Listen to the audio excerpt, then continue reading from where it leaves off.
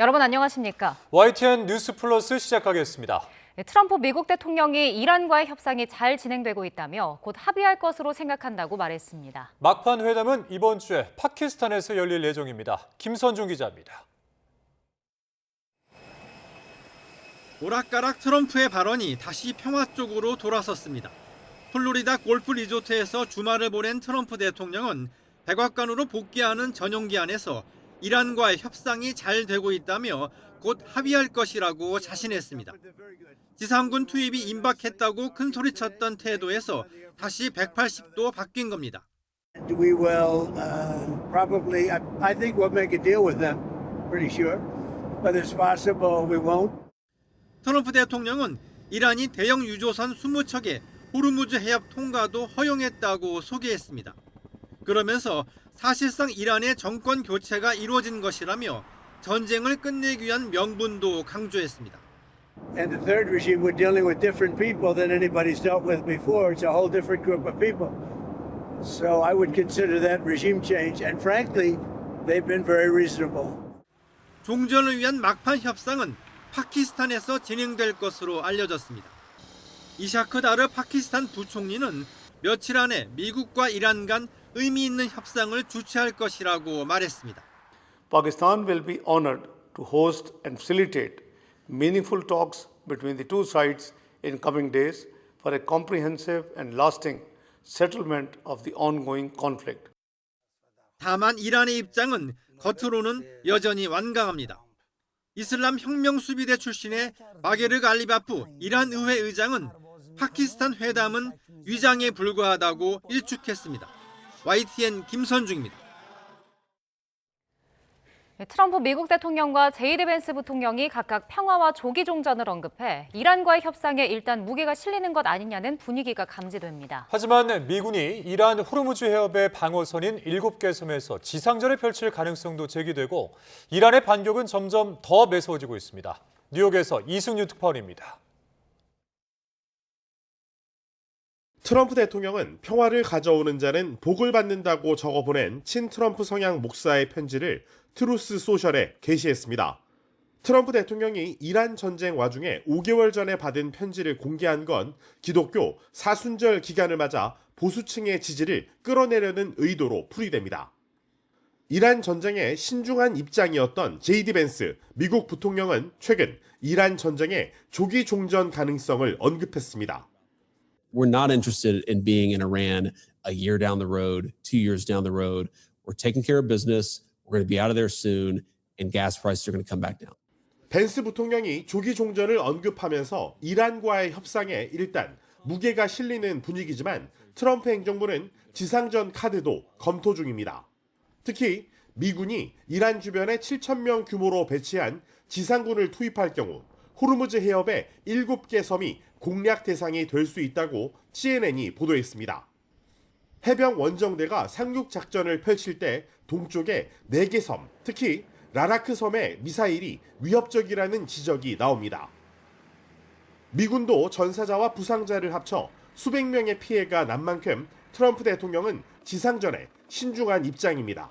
Have to be very good reason. And I would say if we ever did that, they would be so decimated that they wouldn't be able to fight at the ground level. 종전도 지상전도 확실히 가늠하기 어려운 상황 속에 이란의 반격이 매서워지면서 미군과 이스라엘의 피해가 커지고 있습니다. 사우디아라비아의 미 공군기지에 있던 4,500억 원짜리 E3 센트리 조기경보 통제기가 이란 미사일 공격에 파괴됐습니다. 이 기종이 사고가 아니라 전투로 손실된 첫 사례입니다.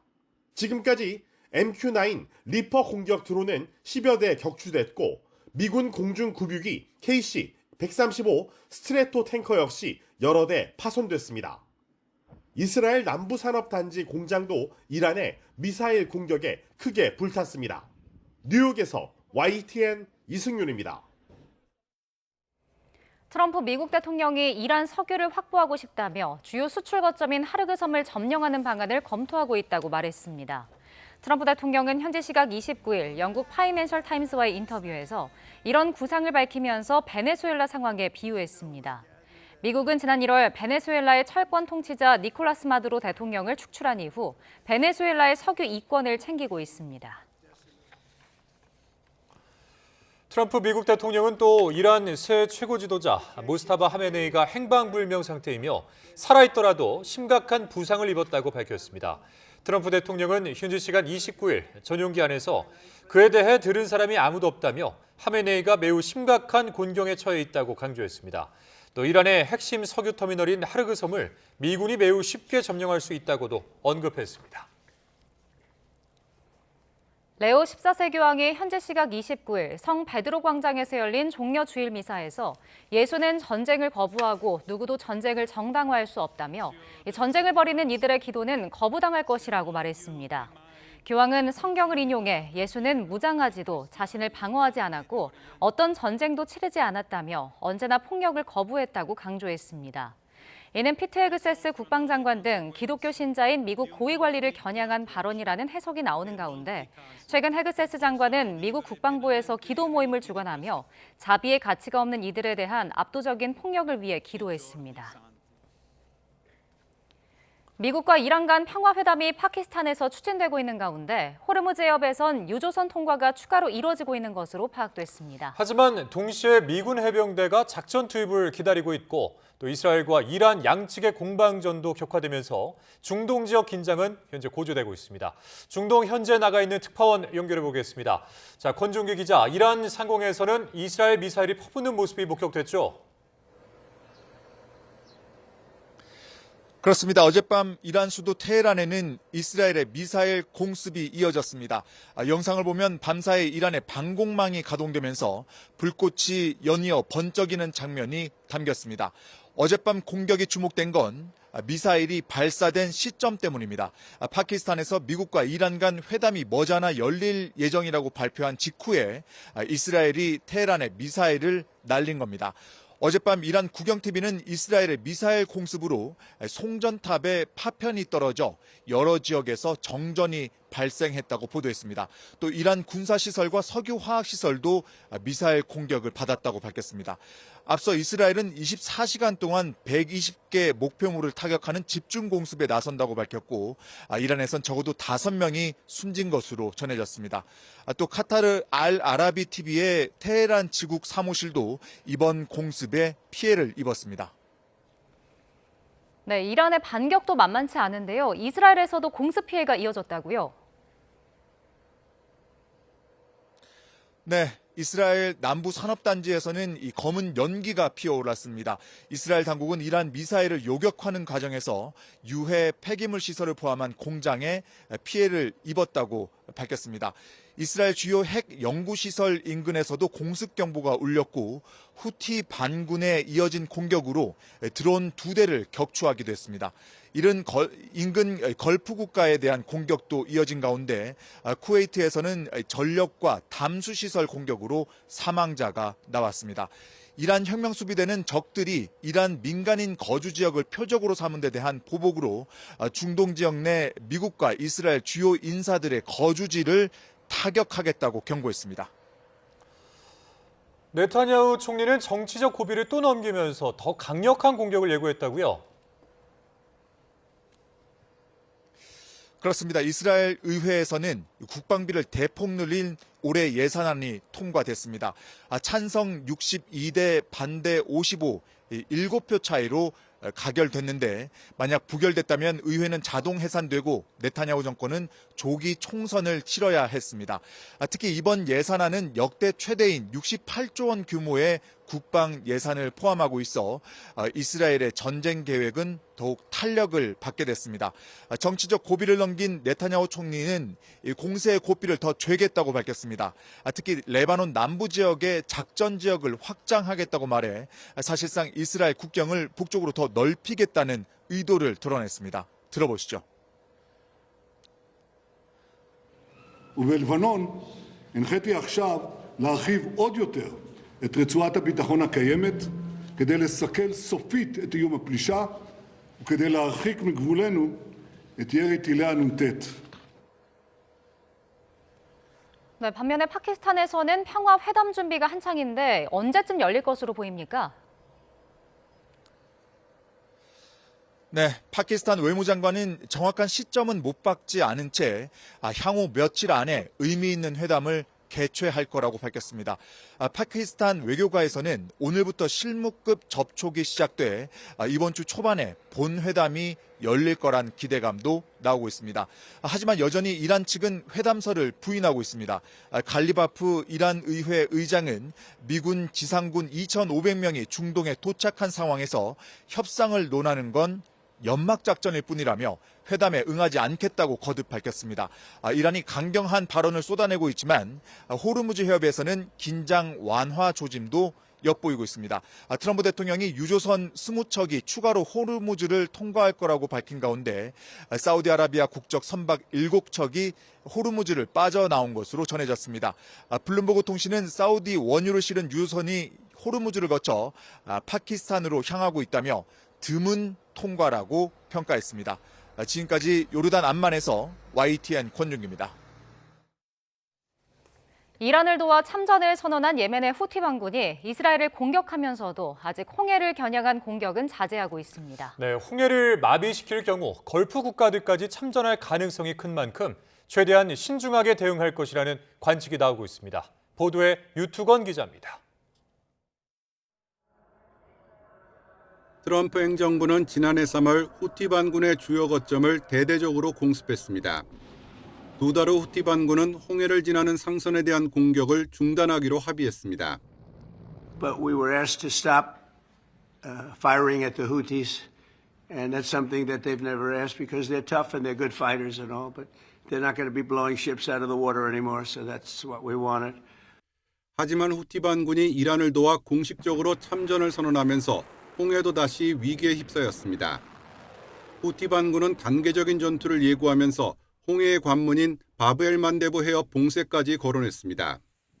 앞서 이란군도 여러 차례 바브엘 만데부 해협에서 제2전선을 열겠다고 공언했습니다.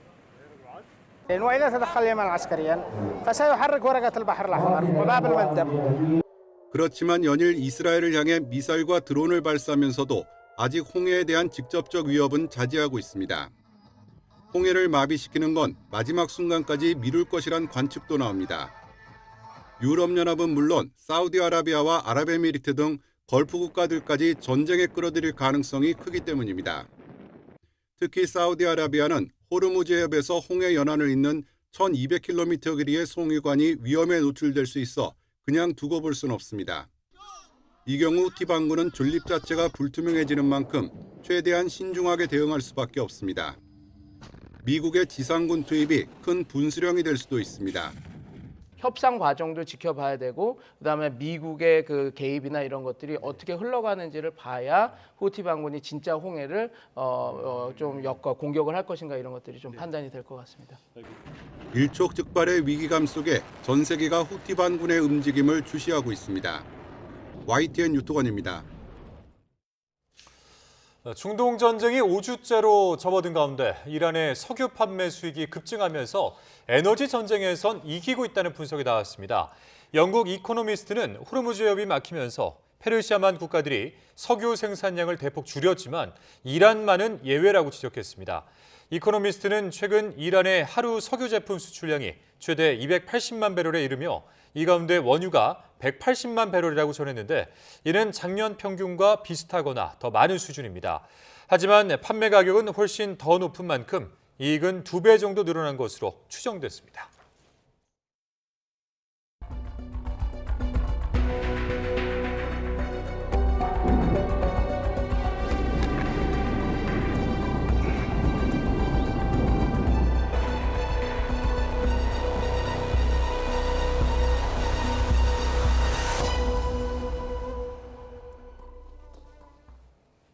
네, 중동 전쟁 상황 더 자세히 짚어보겠습니다. 백승훈 한국외대 중동연구소 전임연구원, 김대영 국가전략연구원 군사전문위원 모셨습니다. 어서 오십시오. 네, 안녕하십니까. 네, 트럼프 대통령이 이란과의 협상 조기 타결 가능성을 시사했습니다. 먼저 그 내용부터 들어보겠습니다. We are negotiating with them directly and indirectly. We have emissaries, but we also are dealing directly. But they gave us, I think out of a sign of respect, 20 boats of oil, big boats of oil, going through the Hormuz Strait, and that's taking place starting tomorrow morning. I would only say that we're doing extremely well, and we will probably, I think we'll make a deal with them, pretty sure. We're dealing with different people than anybody's dealt with before. It's a whole different group of people. So I would consider that regime change. 네, 지금 뭐 들으셨는데 협상을 극도로 잘 해내고 있다. 그리고 그들과 합의를 이룰 것이다라고 했습니다. 빠른 합의가 이루어질 수 있을 걸로 보시나요? 네, 그런데 포괄적인 타결은 좀 쉽지 않지 않을까 저는 그렇게 보고 오히려 부분 휴전 아니면 제한적 합의가 될 거라고 보입니다. 그래서 왜냐하면 지금 15개 안과 5개 안은 차이가 크고 이란은 그 노골적으로 핵 합의는 나중에 하자. 그러니까 핵 관련한 건 나중에 얘기하자라고 나오고 있어서 네. 지금 트럼프 대통령은 뭐 다 15개 안을 받았다 이렇게 하는데 지금 뭐 이란 입장에서는 그걸 다 받을 수 있는 상황이 아니기 때문에 뭐 포괄적인 타결보다는 신속한 협상이 된다고 한다면 그냥 그 부분 휴전, 제한적인 그 합의가 가능하다고 좀 보고 있습니다. 예, 네, 이란의 그 혁명 수비대 같은 경우는 중동 내 미국 대학이 정당한 표적이다. 이제 이렇게 이제 밝힌 것으로 전해지고 있는데 이렇게 되면 이제 민간인을 표적으로 공식적으로 삼은 거 아니겠습니까? 그러니까 뭔가 이 트럼프가 말하는 분위기랑은 좀 사뭇 다른 것인데 어떻게 보셨어요? 그러니까 이제 이란의 혁명 수비대가 이렇게 얘기하기 전에 이스라엘이 최근에 그 이란의 미사일 개발이라든가 핵 개발과 관련된 그런 학과 혹은 인원들을 상대로 한 공습을 진행을 했습니다. 그래서 거기에 어떻게 보면 대응한다는 지금 목적으로 이란의 혁명 수비대가 이런 얘기를 했는데 사실 이제 중동 지역에 보면은 이제 미국과 좀 연계되어 있는 대학들이 상당수가 있습니다. 그래서 네. 카타르, UAE, 사우디아라비아에 뭐 미국의 유명한 대학들의 분교들도 있고요. 이제 이런 것들을 이제는 공습 목표로 삼겠다라고 이슬람 혁명 수비대가 얘기한 걸로 이렇게 생각이 됩니다. 네. 그 앞서 이제 위원님께서는 이 협상 관련해서 뭐 조금은 차이가 있기 때문에 뭐 이렇게 제한적인 합의가 이루어질 수 있다라고 하셨는데 일단 트럼프 대통령이 대형 유조선 20척이 호르무즈 해협을 통과할 수 있다 이렇게 밝혔거든요. 그러니까 이란이 허용을 하기로 했다라는 건데 뭐 지금까지 일단은 물밑 협상이 계속 이루어지고 있다 이렇게 봐야 되는 겁니까? 네, 이게 그 합의가 임박했다라기보다는 지금 협상이 계속 활발히 진행 중이다 그런 사인이라고 보면 될 것 같습니다. 그래서 네. 뭐 이게 하나의 뭐 단초로 뭐 협상이 이루어진다 이러기보다는 협상 채널이 분명히 가동되고 있어서 이런 그런 것들이 나오고 있다. 예, 그렇게 보시면 될 것 같습니다. 근데 이제 이란의 그 정권이 몰살되고 그다음에 다음 정권의 인사들도 사망을 하면서 지금 정권 교체를 이뤘다. 그러면서 세 번째 정권이라는 단어를 썼습니다. 트럼프 대통령. 이게 어떤 의미입니까? 트럼프 대통령이 이전에도 몇 번 얘기를 했는데요. 이게 그러니까 세 번째 웨이브의 지도부다라고 그렇게 보시면 될 것 같습니다. 왜냐하면 지난 6월 12일 전쟁 때 그 카메네이가 가장 타격을 받았었거든요. 지금은 이제 아들이고 이제 원래 최고 지도자. 왜냐하면 그때 당시 20명의 최고 수뇌부가 죽었고 그때 오히려 더 저희 전문가들이 되게 놀랐었습니다. 왜냐하면 카메네이의 측근이라고 하는 정말 오랜 생활을 같이 했던 사람들이 다 죽었거든요. 그게 아마 첫 번째 그 지도부가 이제 다 날아갔다라는 의미일 거고 네. 두 번째는 우리가 다 아는 것처럼 그 참수 작전 시작하자마자 49명, 50명 이렇게 죽어나지 않았습니까? 최고 지도부 카메네이를 포함한. 그래서 트럼프 대통령의 그 세 번째 지도부 발언은 그 첫 번째, 두 번째가 가고 이제 새로운 라인업들이 왔다 그런 얘기를 하는 것 같고, 근데 여기에는 좀 어폐가 있는 게 지금 협상단의 대표로 이란 측 대표라고 뭐 이란 누군지는 아직 밝혀진 게 아니지만 지금 활발하게 지금 하고 있는 사람이 갈리바프하고 아락치인데 아락치 그 외무상은 이란 외교부 장관은 이미 그 JCPOA 그 2015년 이란 그 미국 오바마 정부 때 이루어졌던 포괄적 핵 합의에서도 그 핵 협상의 실무자로 뛰었던 사람입니다. 그러면 그 갈리바프도 테헤란 시장으로 12년 있었고 그러면 지금 협상하는 실무 대표단들은 다 이미 기존에 했던 사람인데 이게 어떻게 새로운 리더십과 얘기를 하고 있는지 그런 얘기가 되는지 몰라서 저는 트럼프 대통령님께서 뭐 제가 조언을 드린다면 좀 그 수사를 좀 줄이셔야 될 것 같습니다. 왜냐하면 지금 너무 혼선된 얘기가 들어가고 있고 지금 세 번째 리더십이라고 하는 이 이야기도 어떻게 보면 그 누구도 전문가들도 이게 무슨 세 번째 리더십인지 이해를 못하고 있는 상황이라서 네. 아마 그 세 번째 리더십은 기존에 나왔던 수사 그대로. 그러니까 첫 번째 카메네이의 측근들이 작년 6월에 죽었고 그 다음에 50명이 죽었으니까 그 참수작전 시작하고 죽었으니까 그 다음 그 리더십들이 와서 지금 하고 있다. 그 의미가 저는 가장 크다고 보고 있습니다. 그러면은 이 세 번째 정권의 협상 상대가 매우 합리적이다라고 말하기도 했었거든요. 네. 이 발언의 의미는 뭘까요? 본인의 뜻대로 좀 되고 있다라고 봐야 되는 근데 건가요? 완전히 다른 집단이다. 이제 이런 단어도 썼어요. 근데 그게 지금 저희가 아는 것처럼 지금 이 협상에 가장 지금 첨예하게 대립하는 게 핵합이거든요.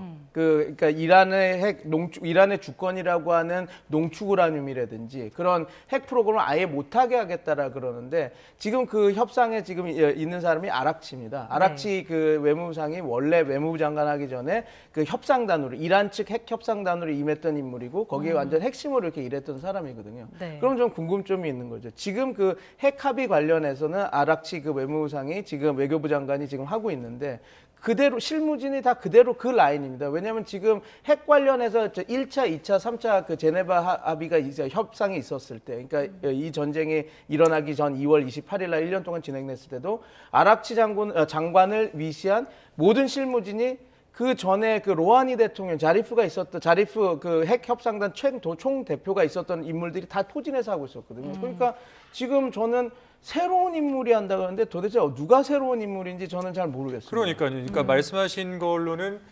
어찌됐든 그 모스타바를 최고 지도자로 하는 갈리바프 의장이라든지 네.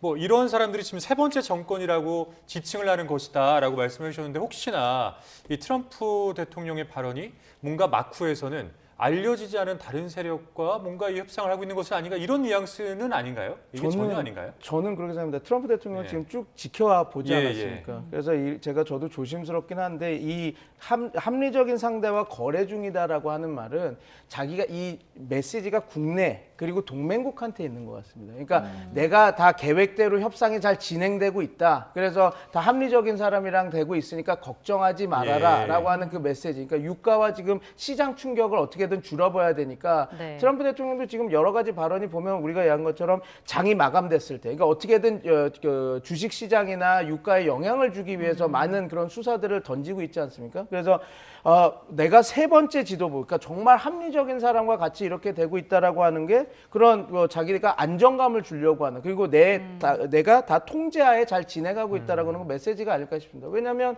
모즈타바도 지금 어떻게 될지 모르지만 지도자로서 역할을 하고 갈리바프가도 살아 있고 다 이렇게 해서 협상을 하는데 다 우리가 불과 며칠 전만 하더라도 다 강경파라고 했던 사람들이거든요. 그 사람들이 협상의 주체로 있는데 갑자기 3세대는 다 믿을만하고 합리적이고 하고 있다라고 하는 게 도대체 어디서 근거해서 하는지는 좀 저도 좀 파악이 안 돼서 저는 그냥 내부 메시지용 아닐까 저는 그렇게 분석하고 있습니다. 네. 그리고 트럼프 대통령이 또 이란의 새 최고 지도자죠. 모스타바가 행방불명이다라고 했습니다. 뭐 계속해서 부상설, 사망설 다양하게 나오고 있는데 뭐 아직도 행방이 결국 추적이 안 되고 있다 이렇게 봐야 되는 겁니까? 그 좀 우리가 주의 깊게 봐야 될 게 이 모스타파 같은 경우에는 네. 지금 본인이 뭐 TV에 등장하거나 육성으로 뭔가 메시지를 전달하거나 하는 게 없어요. 예.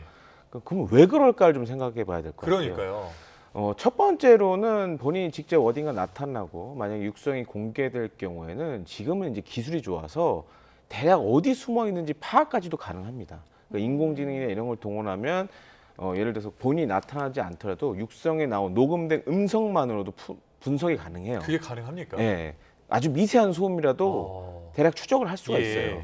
그러니까 그런 것 때문에 지금 최대한 이제 모습을 안 보여주고 있고 또 한 가지는 대독을 통해서 지금 계속 메시지를 전달하고 있거든요. 네. 또 한 가지는 이제 이전까지만 하더라도 심지어 부상이 심해서 모스크바로 이송이 됐다. 뭐 이런 얘기도 있었잖아요. 네, 네. 그렇게 된 상황에서는 지금 아마 이스라엘이나 미국 정보기관이 모스타바가 어디 있는지 찾는 게 굉장히 어려울 수 있습니다. 그렇기 때문에 트럼프 대통령도 이제 예를 들어서 뭐 살아있을 수 있지만 뭐 중상 입었거나 매우 심각한 상황일 수 있다. 그러니까 좀 애둘러 지금 표현을 하는 것 같아요. 정확한 상태 자체에서는 아직 파악이 좀 덜 된 게 아닌가라는 생각이 좀 많이 듭니다. 예, 미국이 이제 대화 상대로 지목했던 갈리바프 이란 의회 의장, 미군의 그러니까 미군이 이제 이란에 진입을 하게 되면 강력 대응을 하겠다 이제 이렇게 언급을 한 건데 그러면 이제 미국과의 지금 협상 대화 채널이 누구라고 봐야 되는 거예요? 뭐 알 수는 없습니다. 뭐 물론 그게 갈리바프도 될 수 있겠지만 그렇다고 갈리바프가 표면적으로 이런 얘기를 할 수는 없어요. 지금 왜냐하면 이란은 어찌 됐든 결사항전을 해야 된다라는 게 큰 하나의 이제 목표이기 때문에 갈리바프도 이런 얘기 잘못했다가는 이란 내 지금 어찌 됐든 이 강경파들에 의해서 또 제거될 수도 있잖아요. 그리고 이제 한 가지 우리가 눈여겨봐야 될 게 그동안 이제 이스라엘이 여러 차례 참수 작전을 진행했지만 갈리바프는 대상이 아니었어요. 지금 이란 대통령도 보면 대상이 아닙니다. 그러니까 일종의 이런 참수 작전을 통해서 속가내기를 좀 한 것 같아요. 그러다 보니까 이제 파키스탄 쪽 라인을 통해서 그게 갈리바프일 수도 있고 아니면 이제 다른 사람일 수도 있고 그래서 일종의 협상 채널을 만든 게 아닌가라고 좀 생각이 됩니다. 네, 지금 뭐 모스타바 하메네이는 세 번째 메시지를 또 발표를 했습니다. 뭐 이란을 지지해준 이라크에 대한 감사 그리고 이라크 국민에게 감사를 한다라는 건데 뭐 일단은 모습을 드러내지 않고 육성이 나오지 않는 상황에서 이런 메시지를 던진 배경은 어디에 있다고 보시나요? 정통성이 자꾸 훼손이 되고 있으니까 저는 메시지를 보낸 게 세 가지 그 측면이 있다고 보거든요. 하나는 이런 겁니다. 그러니까 실제로 이라크가 민병대나 그 종교 지도부나 아니면 여론이 이란 쪽 편에서 많이 서줬거든요. 그래서 그거에 대한 감사가 있을 거고 두 번째는 그 이라크를 완충지대로 지금 묶어둬야 될 필요가 있습니다. 그러니까 이게 육로 보급선, 그다음에 시아파 민병대가 활동하는 거기도 카타입 헤즈볼라라고 하는 가장 강력한 시아파 민병대가 활동을 하고 있거든요. 그다음에 또 이번에도 육성은 아니고 대독에서 나자프에 있는 종교 권위자들에게 다 감사한다라고 했거든요. 그게 종교 네트워크입니다. 그러니까 시아파 신학에서 그 나자프와 곰이라고 하는 그 도시가 우리를 어떻게 보면 메카 같은 도시거든요. 그래서 이라크에는 나자프,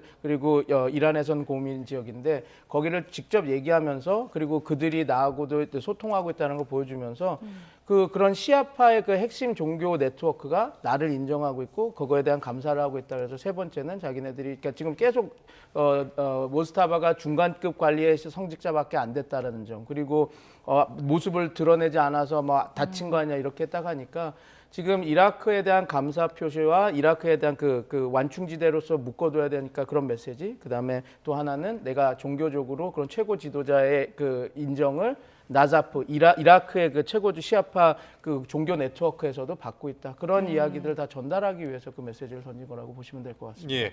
그리고 이제 트럼프 대통령이 그 기존에 협상안으로 제시했던 15개 요구안을 지금 이란이 이제 대부분 수용했다 이런 말도 남겼는데 이거는 이제 어떻게 신빙성을 어떻게 봐야 될까요?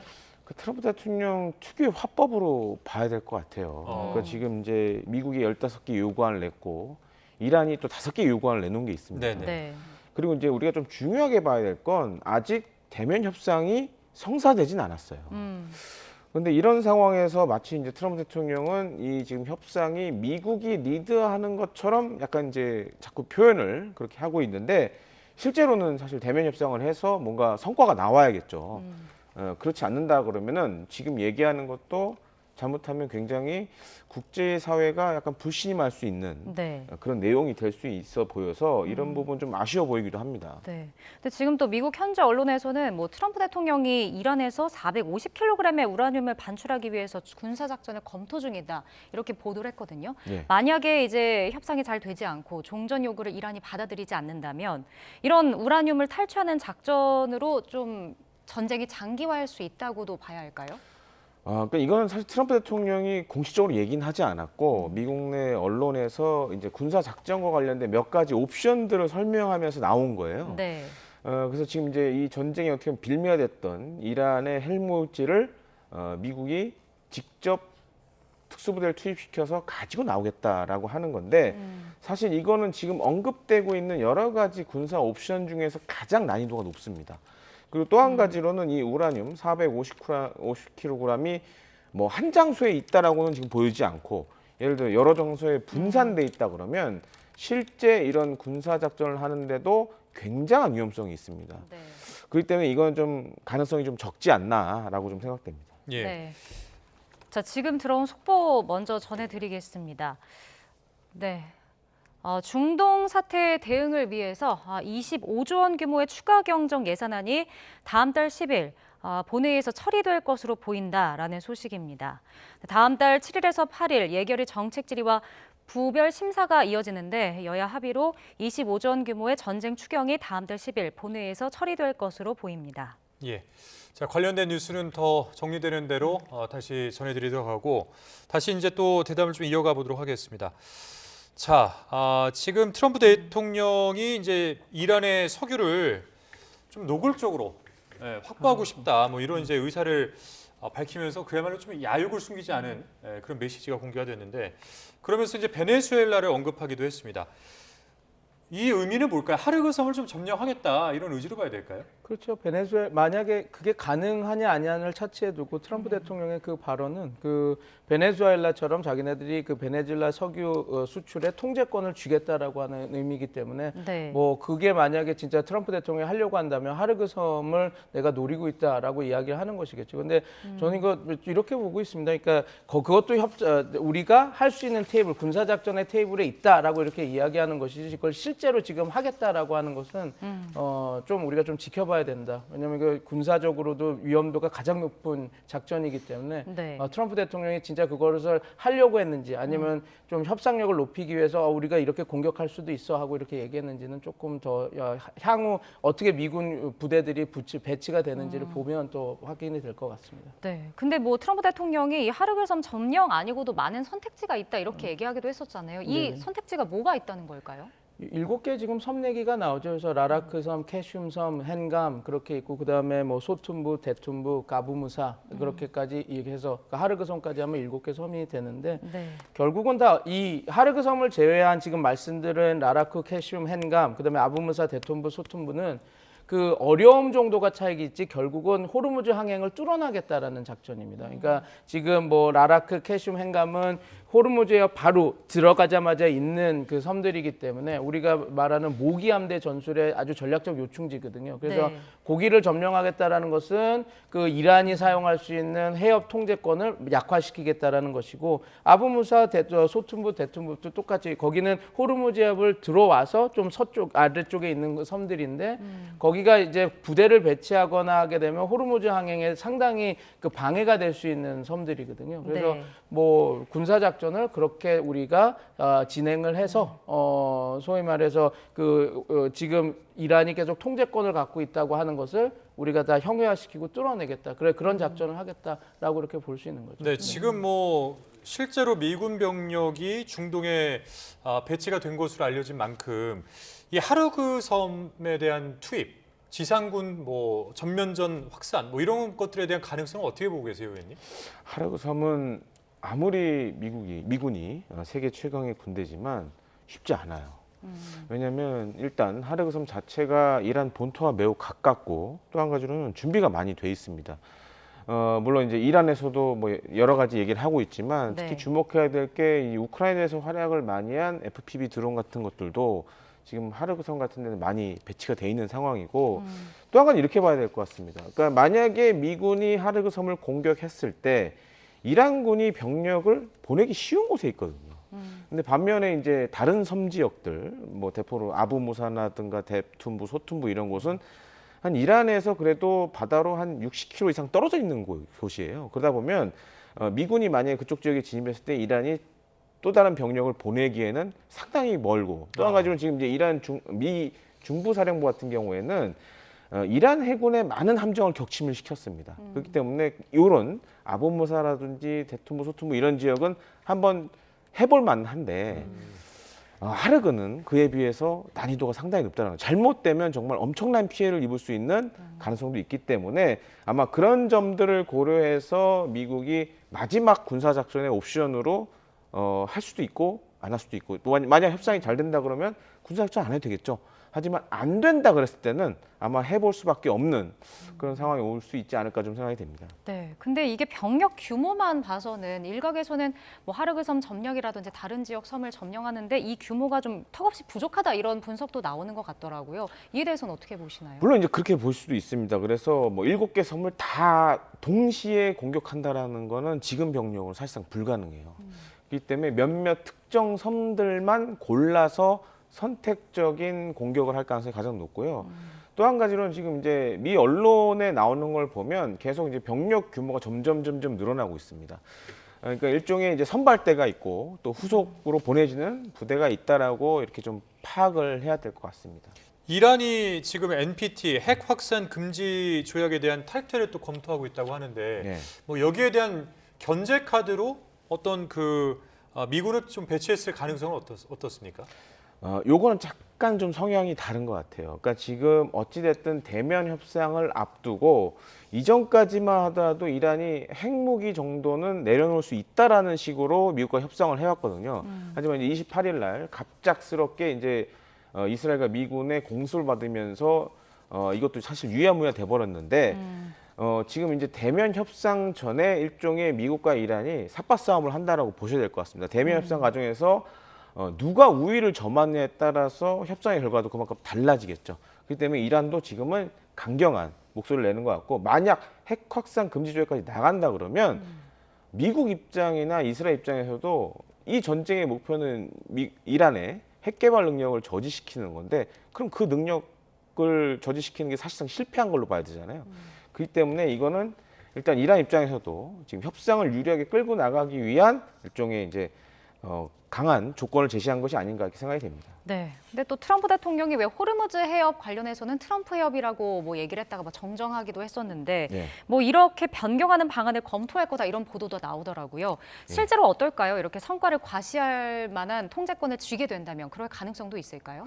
이거는 상당히 뭐 단순히 미국만의 문제는 아닙니다. 그리고 이게 국제적인 문제고 또 한 가지로는 호르무즈 해협 같은 경우에는 뭐 이란도 있지만 그 중동의 미국 주요 동맹국들도 연관이 돼 있는 사안이에요. 네. 그렇기 때문에 이거는 트럼프 대통령 혼자서 독단적으로 결정할 수 있는 사안은 아니다.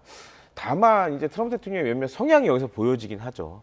예를 들어서 이제 카리브해 관련돼서도 비슷한 발언을 한 적이 있었고 네. 뭔가 이런 해협이나 뭐 이런 거에 대해 굉장히 좀 의미 부여를 좀 많이 한다라는 그런 느낌을 좀 많이 받습니다. 예, 네, 요거는 이제 조금 더 한번 이야기를 전개시켜 봐서 한번 여쭤보는 건데 만약에 트럼프 대통령이 호르무즈 해협 주변의 7개 섬을 점령하게 된다면, 그런다면은 이 섬들은 이제 나중에 아랍에미리트에 돌려줄지 아니면 뭐 이란의 새로운 정권에게 돌려줄지 이제 이런 것들에 대한 딜레마도 있다고 하더라고요. 네, 왜냐하면 소툰부, 대툰부, 그다음에 아부무사 이 세 개의 섬은 원래 UAE가 자기네들의 그 섬이라고 얘기를 하고 있는데 1971년도에 그 이란이 그냥 무장 점거를 해서 실효성이 있는 지배를 하고 있는 상황입니다. 그래서 UAE는 계속 그 땅은 우리 땅이니까 돌려달라 이렇게 얘기를 하고 있는 상태라서.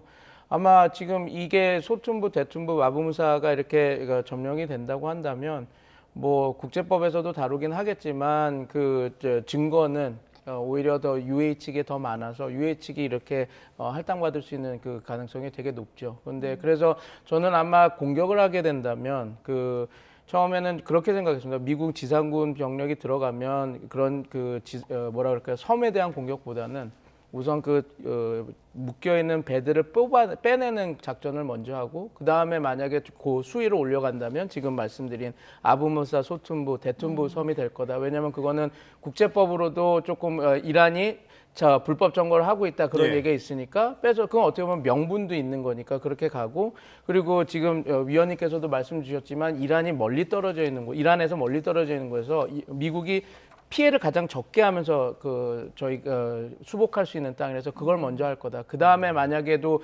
이란이 듣지 않으면 지금 아까 말씀드렸던 라라크 섬이라든지 캐슘이라든지 헨감 이런 지역을 공격을 하면서 거기를 수복하고 하르그 섬은 정말 마지막 왜냐하면 이건 이란 현 정부의 영린이 될 수 있으니까 그렇게 하면서 수위 조절을 하면서 군사작전을 할 거다라고 이렇게 딱 봤는데 뭐 어떻게 진행될지는 트럼프 대통령의 그 결단에 따라 달려 있는데 그렇게 한번 지켜봐야 될 것 같습니다. 네. 근데 이제 이란 같은 경우는 만약에 미국이 이제 지상군을 투입하면 페르시아만 상어의 먹이가 될 거다 이렇게 경고를 했습니다. 그러니까 뭐 미국도 방어가 좀 취약하다라는 점을 주장하기도 했었는데 계속해서 항전 의지는 보이고 있는 것 같아요. 네, 그게 지금 말씀해주신 대로 항전 의지를 계속 보이고 있는 거죠. 우린 절대 물러서지 않겠다. 뭐 털끝이라도 건드리면 우리 섬을 공격하면 우린 끝까지 항전하겠다라는 의지를 보여주고 있는 것이다. 그렇게 보시면 될 것 같습니다. 근데 반면에 이제 이란군 쪽에서는 이제 트럼프 대통령에 대해서 일관성이 없고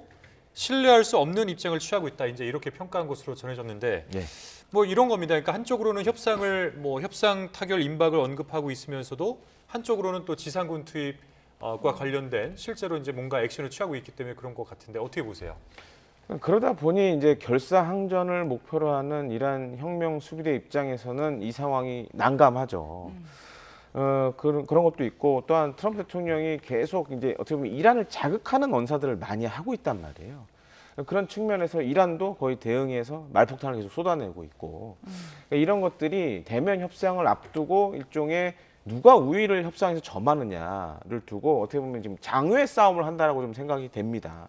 하지만 이제 정말 이제 파키스탄에서 대면하게 된다라면 뭐 어찌 될지 모르겠지만 좋은 성과가 나온다 그러면 이란도 이러한 말폭탄을 이제 그만하겠죠. 미국도 마찬가지겠고. 네, 뭐 이란 전쟁이 한 달째 이어지고 있는 상황인데 트럼프 대통령이 또 이번엔 그레이엄 목사의 편지를 올렸습니다. 네. 그러니까 화평하게 하는 자가 복을 받는다라는 구절을 인용했는데 또 이런 상황에서 이 내용을 올린 이유는 뭘까요? 복음주의 보수층 결집이죠. 그리고 자기가 이제 한 전쟁광이다 이런 얘기를 듣는데 그렇지 않고 난 화평자다, 피스메이커다 이런 얘기를 하는 거고. 그리고 최근에 레오 그 교황님께서도 이야기를 했잖아요. 손에 피를 묻힌 자의 기도는 하나님께서 들어주지 않는다 이런 얘기를 하면서 하니까 트럼프 대통령 입장에서는 조금 그 어떻게 보면 안 좋은 발언이거든요. 그래서 네. 그거에 대한 물타기. 그래서 특유의 우리 그레엄 개신교 목사님은 이런 메시지를 줬다. 화평자, 내가 화평자, 그러니까 피스메이커 역할을 하는 사람이다라고 해서 보수층 결집 및 그런 자기네들의 트럼프 대통령에 대한 비난을 조금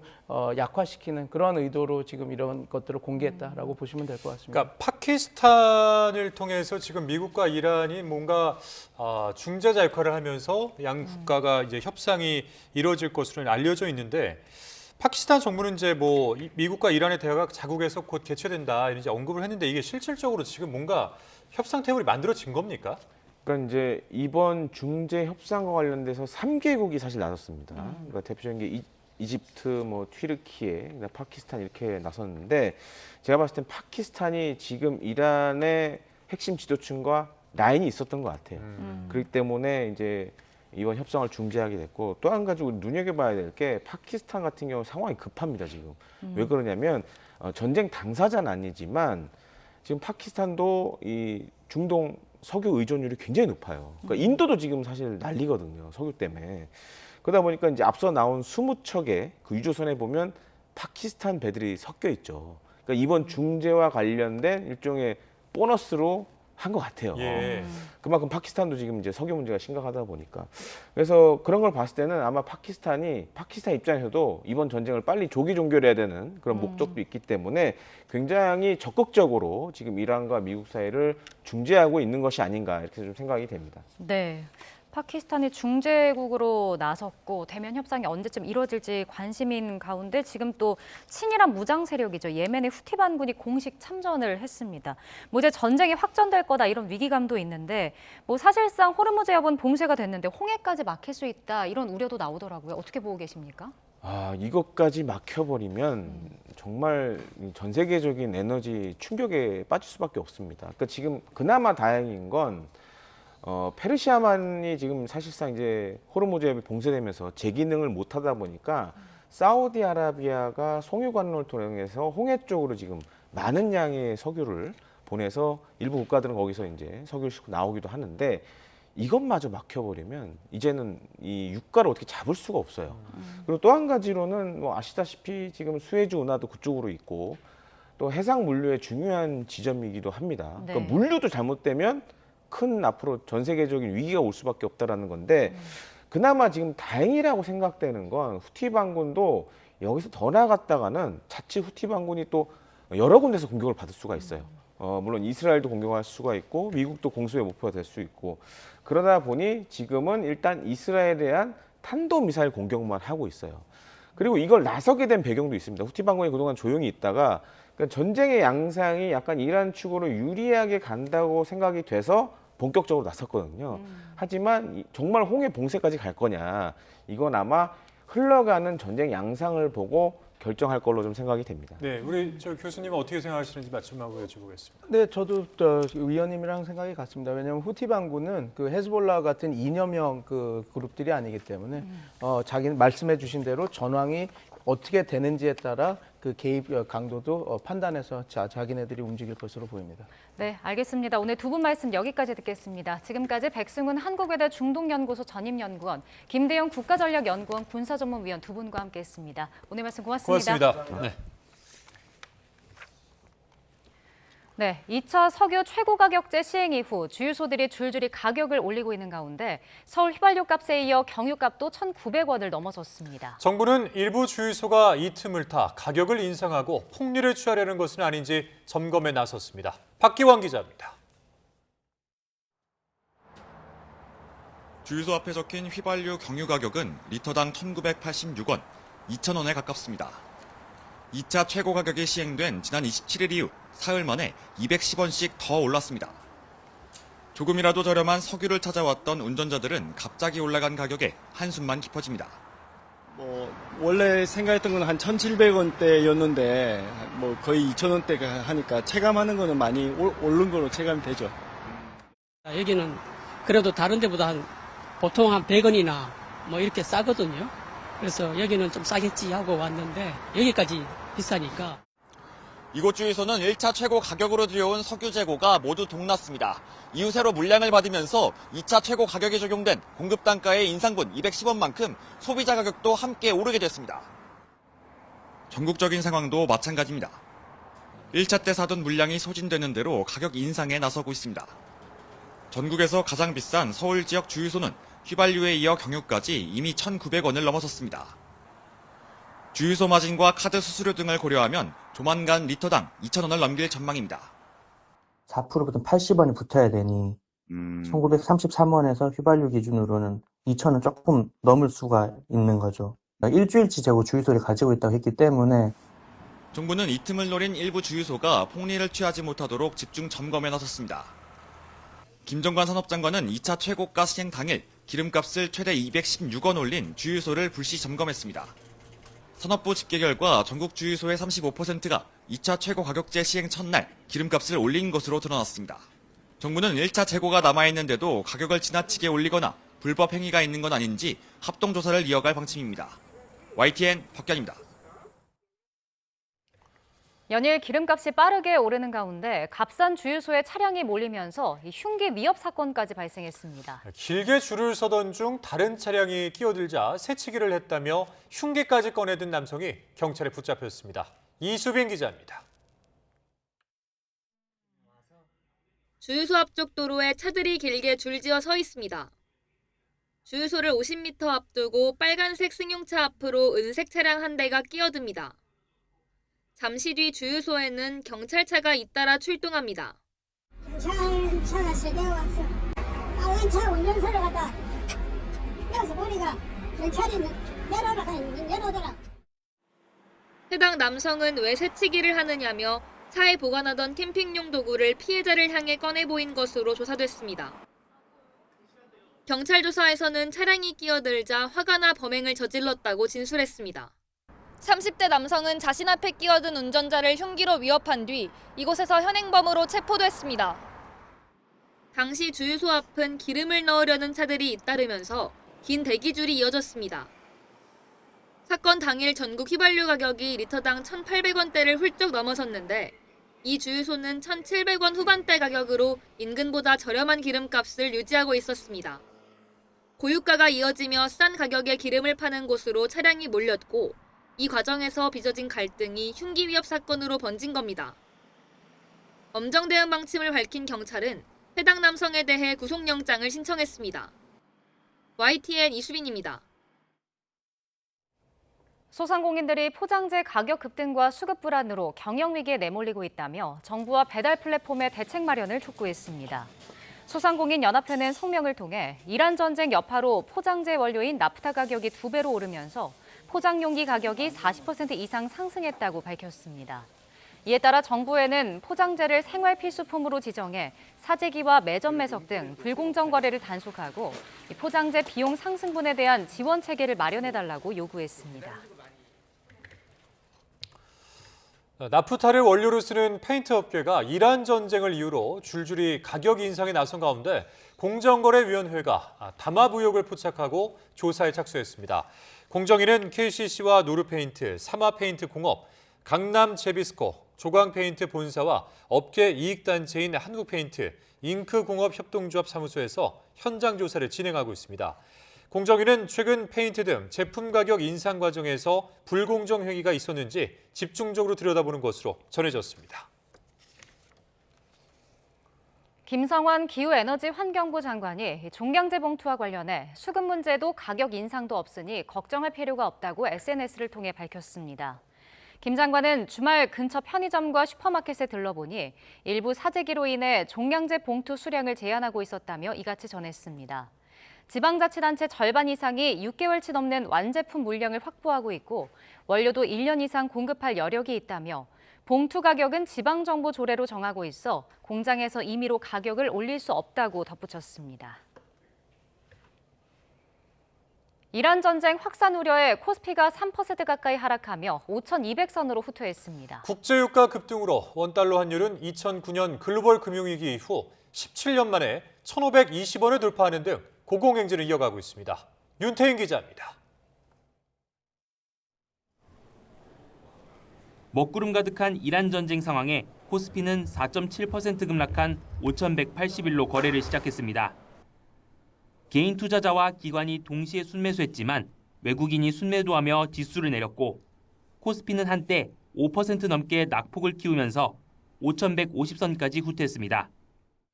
이후 코스피는 장중 낙폭은 줄었지만 5,300선은 회복하지는 못한 5,277로 이전 종가보다 2.97% 하락 마감했습니다. 삼성전자와 SK하이닉스는 1.9%와 5.3% 하락한 17만 6,300원과 87만 3천원으로 거래를 마무리했습니다. 이란 전쟁으로 인한 긴장감이 이어지는 데다가 지난주 구글이 첨단 메모리 압축 기술 터보컨트를 발표한 영향이 이어진 것으로 풀이됩니다. 기존의 반도체를 대체할 수 있는 대항마가 떠오른다는 측면에서 보면 일정 부분 리스크 요인이긴 하죠. 근데 중요한 거는 얼마나 빠른 시간 내에 반도체 수요를 대체할 수 있느냐. 코스닥 지수는 개인이 순매수하고 외국인과 기관이 순매도하면서 3% 하락한 1,107로 마감했습니다. 원달러 환율은 1,510원대에서 고공행진을 이어가며 1,515원으로 주간 거래를 마친 뒤 2009년 글로벌 금융위기 이후 17년 만에 처음으로 1,520원을 돌파했습니다. 예멘 후티 반군 참전 본격화 등으로 급등한 국제유가가 영향을 끼쳤습니다. 한국은 중동 에너지를 많이 수입해가지고 공장을 돌리는 제조업 국가에 가깝다라고 봐야 되는 거죠. 그러니까 전쟁 때문에 유가가 뛰면은 한국은 원유, 물가, 환율이 동시에 다 영향을 받는 그러한 형태라고 볼 수가 있습니다. 이란 전쟁이 3개월 이상 계속된다면 1,500원대 고환율이 장기간 지속될 수 있다는 점을 염두에 둬야 한다는 우려도 나옵니다. YTN 윤태인입니다. 엔달러 환율도 한때 달러당 160엔을 넘어서자 일본 당국이 구두 개입에 나섰습니다. 오늘 새벽 도쿄 외환시장에서 엔달러 환율은 160.45엔까지 상승하면서 1년 8개월 만에 최고치를 기록했습니다. 이후 일본 환율 정책을 이끄는 미무라 아스시 재무성 재무관은 취재진을 만나 투기적 움직임이 고조되고 있다는 목소리가 들린다면서 이 상황이 계속되면 슬슬 단호한 조치가 필요해진다고 언급했습니다.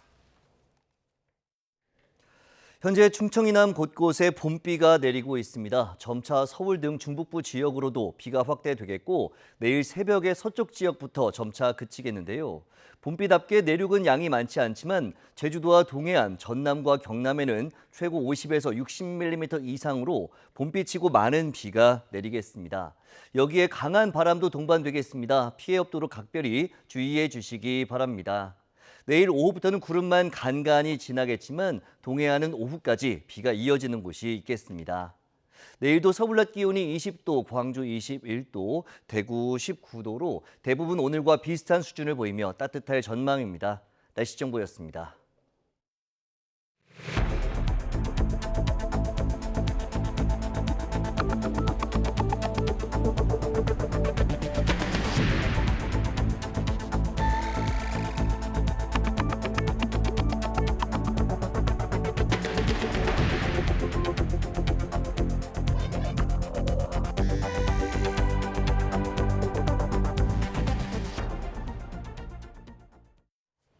트럼프 미국 대통령이 이란과의 협상이 잘 진행되고 있다며 곧 합의할 것으로 생각한다고 말했습니다. 막판 회담은 이번 주에 파키스탄에서 열릴 예정입니다. 김선중 기자입니다.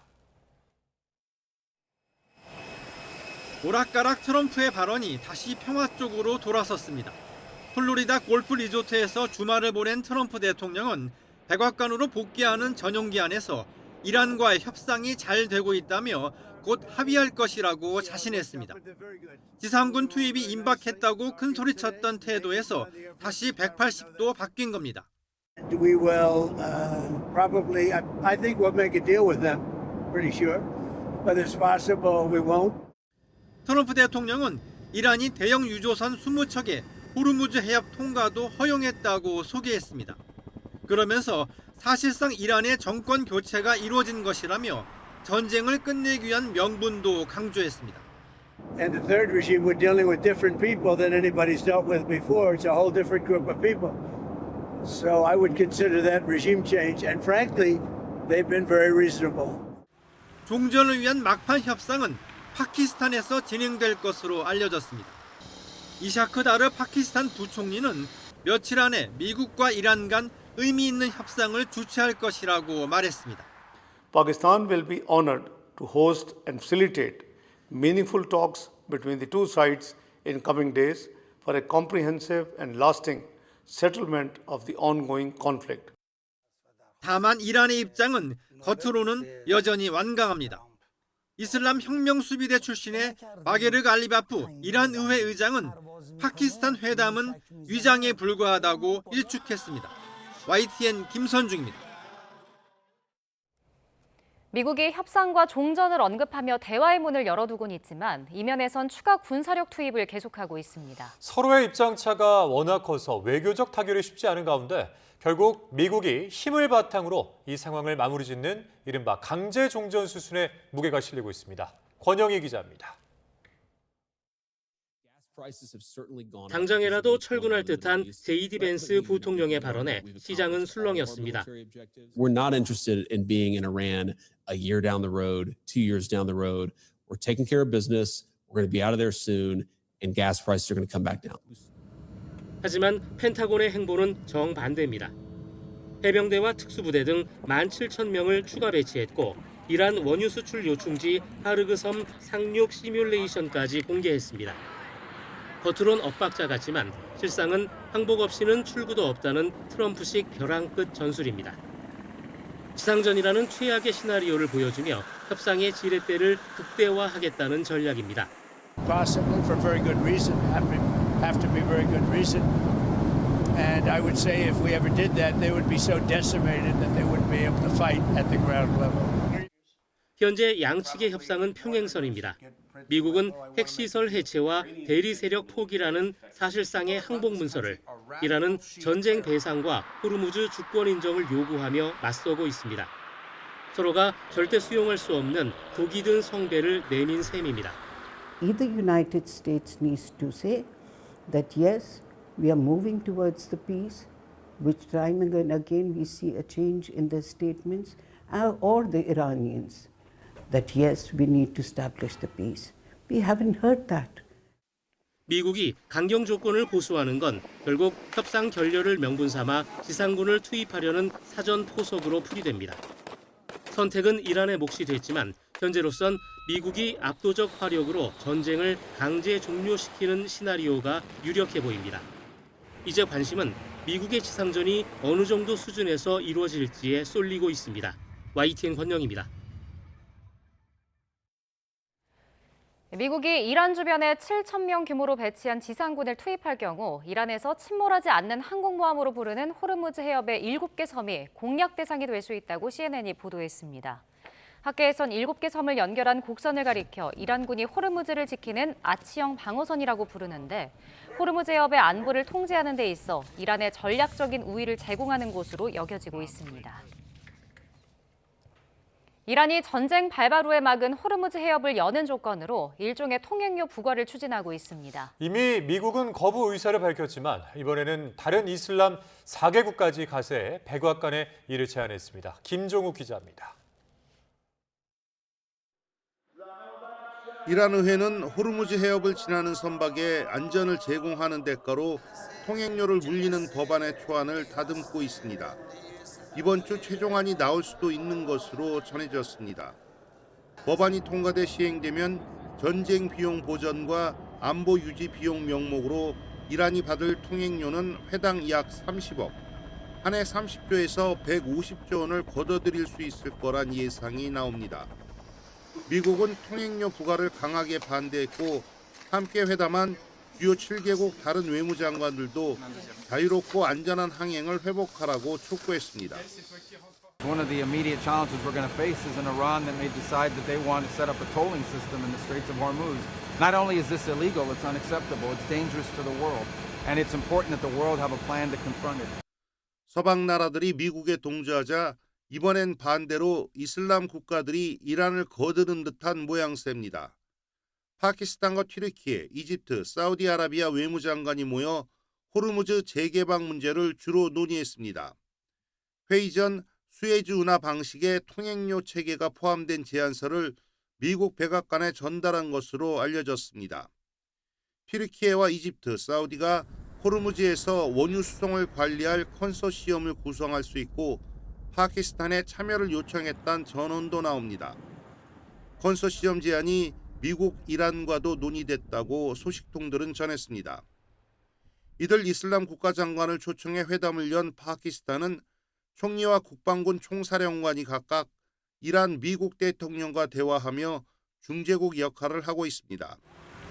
파키스탄은 미국의 주요 비나토 동맹국이지만 미군 기지가 없어 여느 중동 국가와 달리 이란의 미사일 공격을 받지 않았고 시아파 무슬림이 많아 국경을 맞댄 시아파 종주국 이란과 오랜 유대 관계를 맺어왔습니다. YTN 김종욱입니다. 미국과 이스라엘이 이란 공습을 개시한 지 4주 만에 이란의 주요 탄도미사일 제조시설 4곳이 타격을 입었다고 현지 시각 29일 워싱턴 포스트가 보도했습니다. 워싱턴 포스트가 전문가 4명에게 의뢰해 위성사진을 분석한 결과 이란 내 탄도미사일 연료 생산시설인 코지르, 파르친, 하키미에, 샤우르드 군사단지가 이번 공습 이후에 심각하게 손상된 것으로 확인됐습니다. 피해 시설 4곳은 미사일 연료로 쓰이는 고체와 액체 추진제를 생산하는 곳으로 추진제 생산시설이 파괴되면 탄도미사일 생산도 사실상 멈춰서게 됩니다. 이스라엘이 레바논 남부 지역에 대한 공세를 확대하고 있는 가운데 이 지역에서 발사체가 폭발해 유엔 평화유지군이 사망했다고 로이터 통신과 알자지라 방송이 전했습니다. 유엔 평화유지군은 현지 시간 30일 낸 성명에서 레바논 남부 아드치트 알 쿠사이르 열 근처에서 발사체가 폭발하면서 평화유지군 1명이 사망하고 1명은 중상을 입었다고 발표했습니다. 이란군이 미국과 이스라엘의 군사령관급 군인, 정치인의 숙소를 합법적 표적으로 지목했습니다. 이란군을 통합지휘하는 중앙군사본부의 에브리암 졸파가리 대변인은 현지 시각 29일 미국과 시온주의 정권, 즉 이스라엘의 적대적 테러 행위, 이란 곳곳의 주거용 건물에 대한 공격에 보복하기로 했다고 말했습니다. 그러면서 이란군은 중동 전역의 미군, 시온주의자 군사령관과 정치인들의 숙소를 합법적 표적으로 삼겠다고 경고했습니다. 이란이 중동 지역에 있는 미국 대학 분교를 공격할 수 있다고 경고했습니다. 현지 시간 29일 미국 인터넷 매체 더힐에 따르면 이란 이슬람 혁명수비대는 성명을 통해 중동 지역 내 미국 대학은 정당한 표적으로 취급될 것이라고 밝혔습니다. 현재 카타르와 아랍에미리트, 사우디아라비아에는 뉴욕대를 포함해 조지타운대와 노스웨스턴대 등 여러 미국 대학의 분교가 운영되고 있습니다. 이란을 도와 참전을 선언한 예멘의 후티 반군이 이스라엘을 공격하면서도 아직 홍해를 겨냥한 공격은 자제하고 있습니다. 홍해를 마비시킬 경우 걸프 국가들까지 참전할 가능성이 큰 만큼 최대한 신중하게 대응할 것이라는 관측이 나오고 있습니다. 보도에 유투건 기자입니다. 트럼프 행정부는 지난해 3월 후티 반군의 주요 거점을 대대적으로 공습했습니다. 2달 후 후티 반군은 홍해를 지나는 상선에 대한 공격을 중단하기로 합의했습니다. But we were asked to stop firing at the Houthis, and that's something that they've never asked because they're tough and they're good fighters and all, but they're not going to be blowing ships out of the water anymore, so that's what we wanted. 하지만 후티 반군이 이란을 도와 공식적으로 참전을 선언하면서 홍해도 다시 위기에 휩싸였습니다. 후티 반군은 단계적인 전투를 예고하면서 홍해의 관문인 바브엘 만데부 해협 봉쇄까지 거론했습니다. 앞서 이란군도 여러 차례 바브엘 만데부 해협에서 제2전선을 열겠다고 공언했습니다.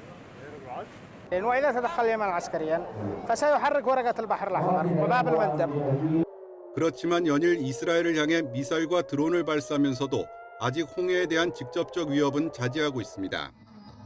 홍해를 마비시키는 건 마지막 순간까지 미룰 것이란 관측도 나옵니다. 유럽연합은 물론 사우디아라비아와 아랍에미리트 등 걸프 국가들까지 전쟁에 끌어들일 가능성이 크기 때문입니다.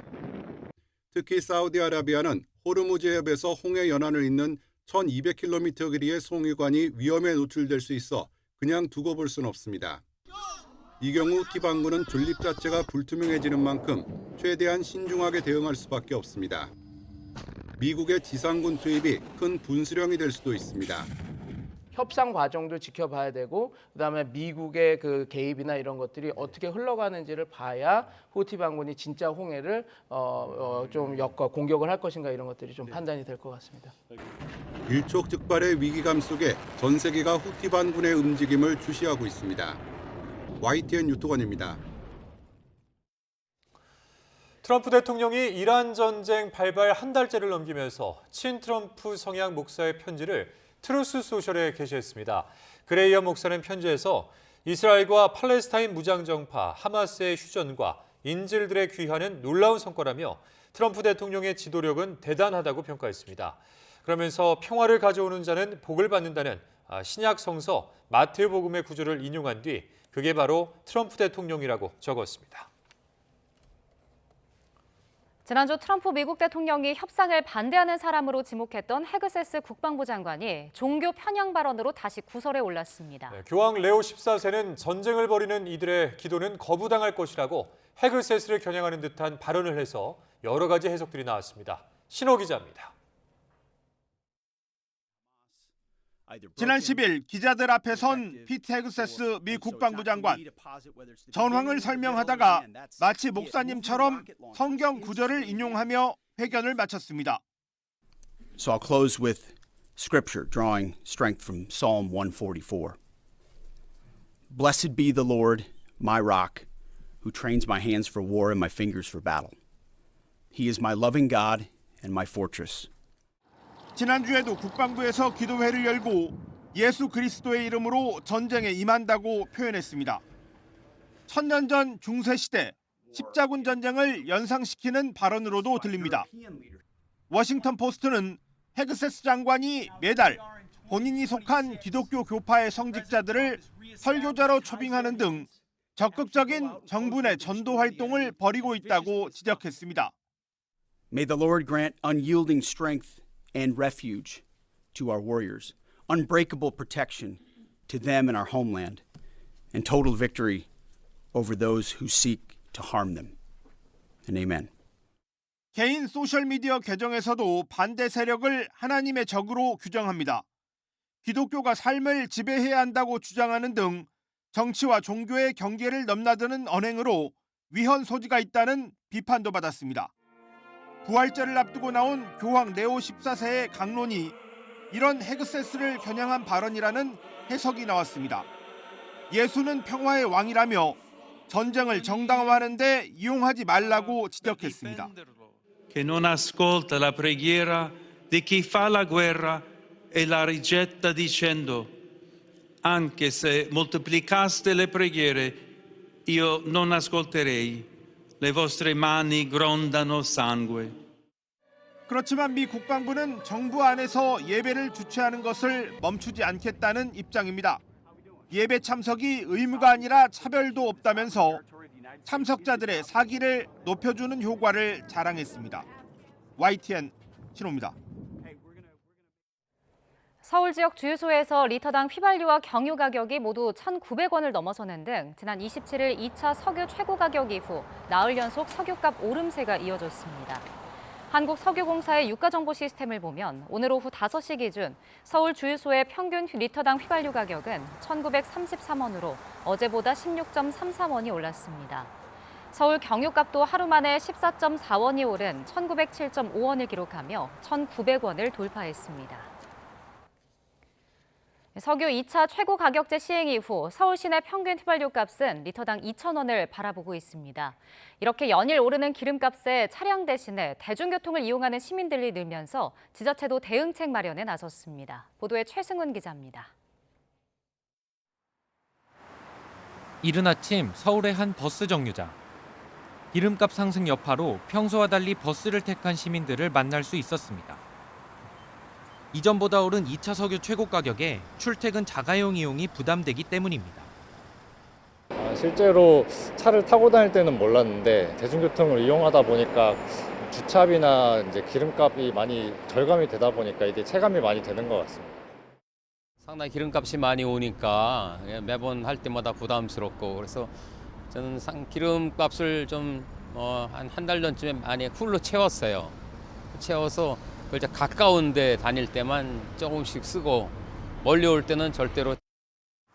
이 같은 변화는 통계로도 확인됩니다.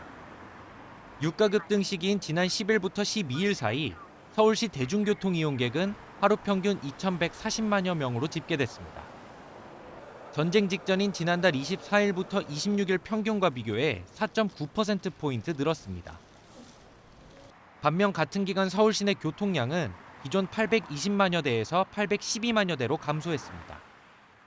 요즘은 조금 더 힘든 것 같아요. 아무래도 저도 제 친구들도 뭐 차를 운행하거나 아니면 그 소상공인 쪽에 영업하시는 분들 보면 계속 어려움은 중첩되고 있는 것 같아요. 대중교통 수요가 늘면서 서울시는 출퇴근 시간대 버스와 지하철의 배차를 늘리는 집중 배차 시간대를 확대할 계획이라고 밝혔습니다. 대중교통 이용량 등을 분석해 조만간 기존 오전 7시부터 9시, 오후 6시부터 8시였던 출퇴근 집중 배차 시간을 1시간씩 연장할 예정입니다. 국제유가 상승세가 당분간 계속될 것으로 보이는 가운데 차량 오부제 민간 확대 등 정부의 추가 대책이 이어질지도 주목됩니다. YTN 최승훈입니다. 연일 오르는 기름값에 값싼 주유소에 차량이 몰리면서 흉기 위협 사건까지 발생했습니다. 길게 줄을 서던 중 다른 차량에 끼어들자 새치기를 했다며 흉기까지 꺼내든 남성이 경찰에 붙잡혔습니다. 보도에 이수빈 기자입니다.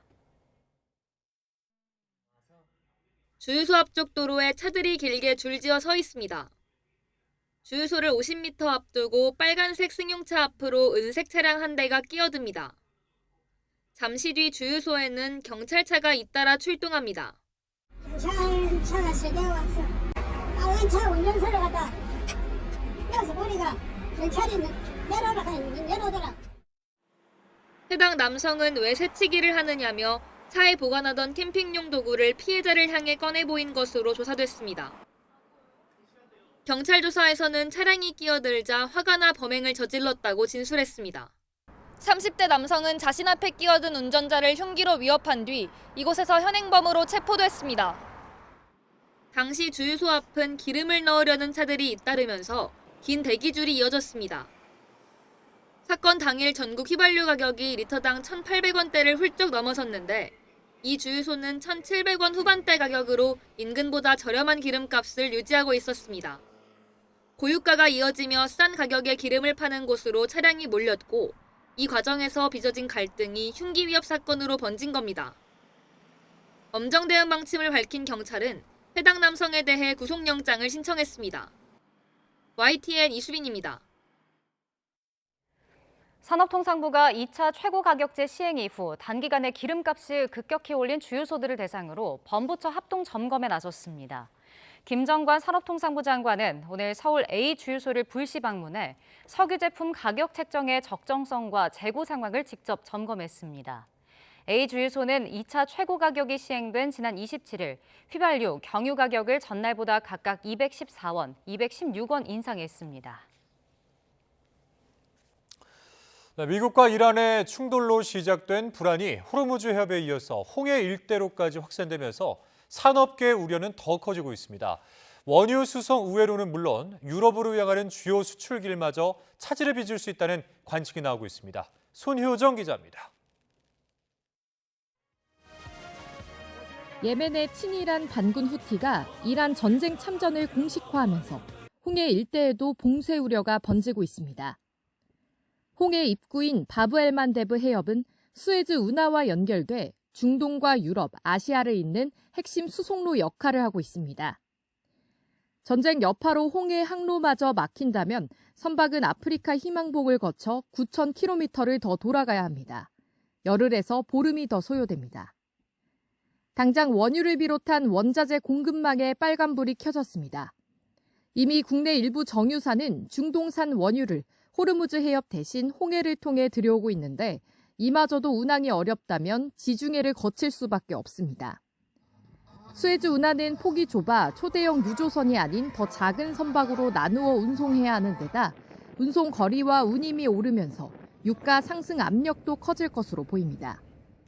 수에즈 운하하고 지중해를 거쳐서 들어올 수밖에 없는 상황이다. 수송 일수가 기존에 이제 중국산 원유 들어오는 거에 2배 이상 소요가 된다. 유럽으로 향하던 우리 수출 기업들도 비상입니다. 삼성과 LG 등 주요 기업과 국내 최대 해운사 HMM은 2023년 가자 전쟁 이후 희망봉을 우회하고 있어 운송 물량 자체는 영향을 받지 않을 전망입니다. 문제는 비용입니다. 세계 컨테이너선 운임을 종합한 지수가 전쟁 직전보다 3배 가까이 상승하는 등 물류비가 치솟고 있습니다.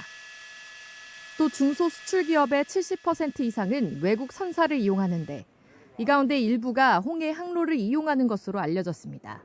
홍해를 지나서 수에즈 운하를 통항할 때보다 희망봉 남단으로 돌아갈 때 최소 열흘에서 보름 정도 더 운항을 하기 때문에 유류비나 기타 운임은 아무래도 영향이 있을 물류 차질이 공급망과 산업 전반을 뒤흔들고 물가까지 영향을 미치는 연쇄 충격으로 번질 수 있다는 우려가 커지고 있습니다.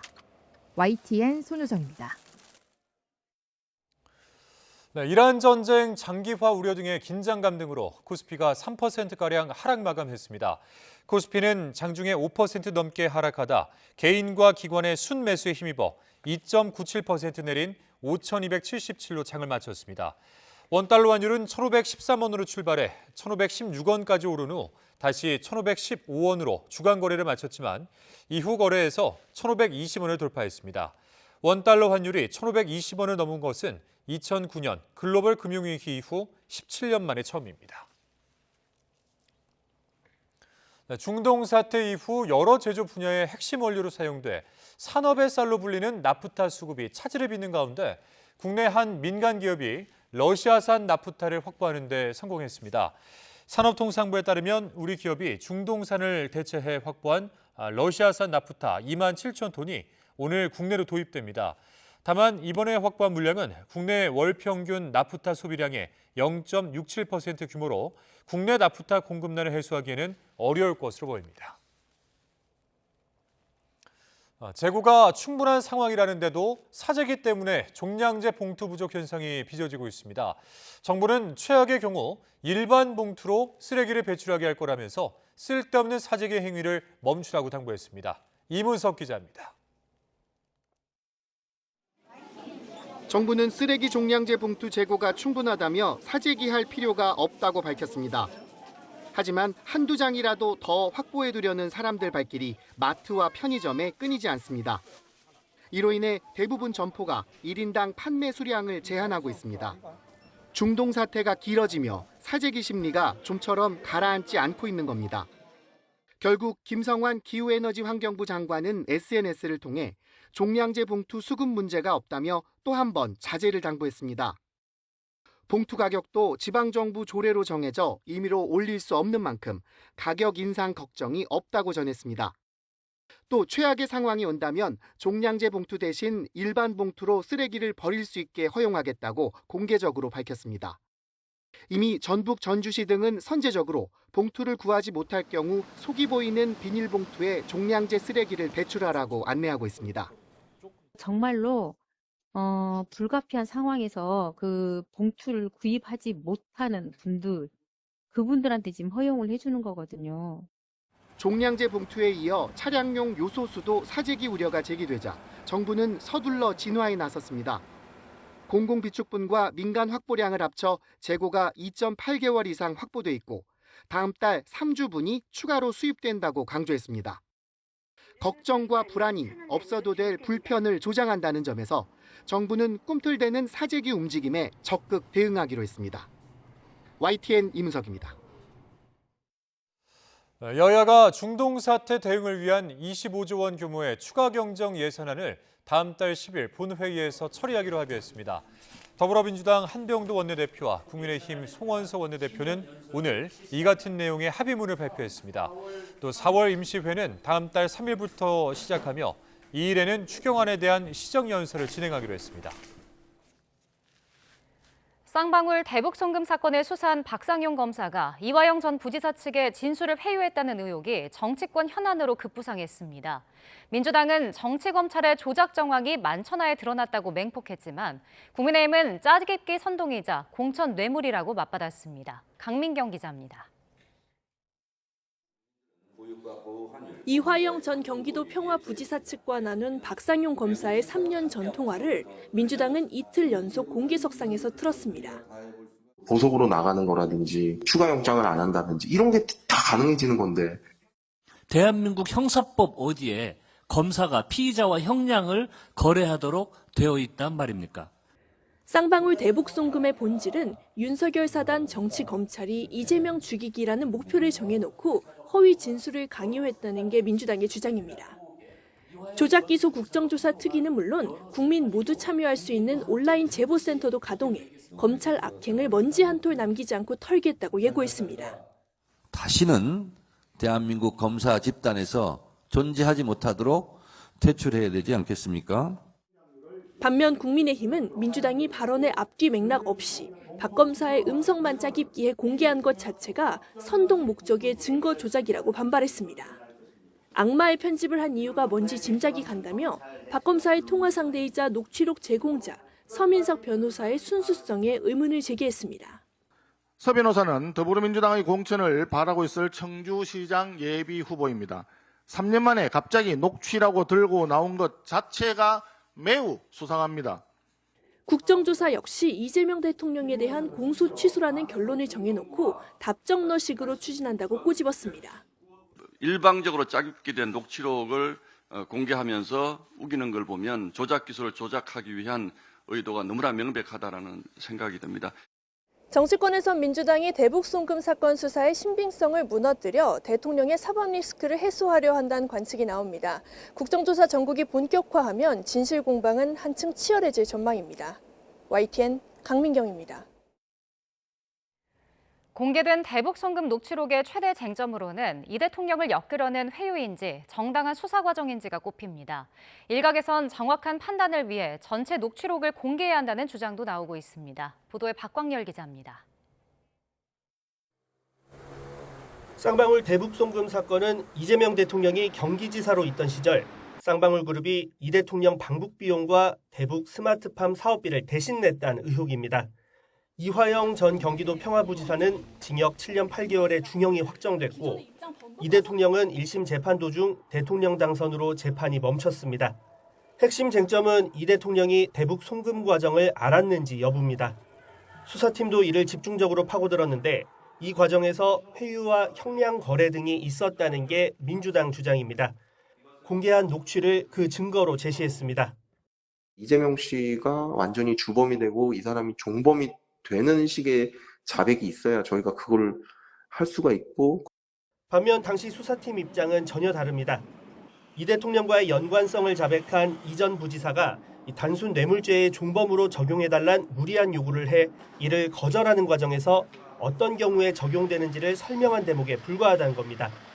수사 협조자를 선처하는 플리 바게닝이 이 전 부지사 재판에서 전혀 없었고 공익 제보자 요구도 이 전 부지사 측이 먼저 제안했다고 강조했습니다. 이화영 씨가 자신의 그 자백이 절대로 민주당에 알려져서는 안 된다. 강력하게 요청을 했었기 때문에 자백을 해주면 이렇게 해주겠다라는 식으로 얘기했다는 것은 완전히 주객이 전도된 것이고, 이 대통령의 인지 여부를 인정하는 대가로 이 전 부지사 다른 수사를 무마한 게 아니냐는 의혹을 두고도 입장은 엇갈립니다. 이 대통령을 엮기 위한 봐주기 수사라는 민주당과 이 전 부지사 관련 비리 혐의 증언이 쏟아지는 상황에서 주된 범죄 수사에 집중한 거란 수사팀 입장이 맞섭니다. 이 전 부지사 당시 변호인과 민주당 측은 녹취를 더 공개하겠다며 추가 공방을 예고했습니다. 이미 정치적 사안이 되어버린 이번 문제를 두고 객관적 내용 파악을 위해 선별적 발췌가 아닌 전체 녹취 공개가 필요하다는 지적도 적지 않습니다. YTN 박광렬입니다. 이재명 대통령이 제주 4.3 사건을 비롯한 국가폭력 범죄가 다시 일어나지 않도록 하기 위해선 공소시효를 없애야 한다고 밝혔습니다. 이 대통령은 오늘 제주도에서 열린 주민간담회에서 나치 전범처럼 죽을 때까지 반드시 책임을 묻고 평생 쫓아다니면서 추적 조사하고 처벌함으로써 두려워하게 해야 한다며 이같이 말했습니다. 이어 그동안 4.3 행사마다 빠지지 않고 국가폭력범죄 공소시효 폐지법 통과를 약속했지만 지키지 못했다며 빨리 약속을 현실로 만들겠다고 다짐했습니다. 5월 1일 노동절을 법정 공휴일로 지정하는 내용의 법안이 국회 법제사법위원회를 통과했습니다. 법사위는 오늘 전체 회의에서 공휴일에 관한 법률 일부 개정 법률안을 여야 합의로 의결했습니다.